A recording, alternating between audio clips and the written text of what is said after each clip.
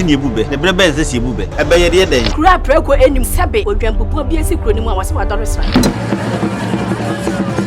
Tanyini wantena fie ema aseduamfo blani pie frimantam ba hin se pin enye nkwande wa na yesotro no wa ansa na odi asebe fita na no makode ebrensi am wa otua ne nsem mojabumo ni mu hu duanani wie klaman wo ye sofo kra wonye ye bi tontonte ye no sane ye fa NYANSAPO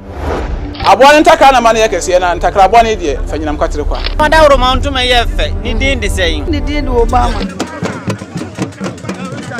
akola wa no so pese otrimu usuma ense bratama the confirm ne honhon hia na America sa sebe ka ya twere ni mu nyame nai ebu afaso enye de ya twere ni mu twa nyame sebedi akone be kwen bodi atwede na se kofindro ni ya aben antima nyina ni mu ampata na wo yade ya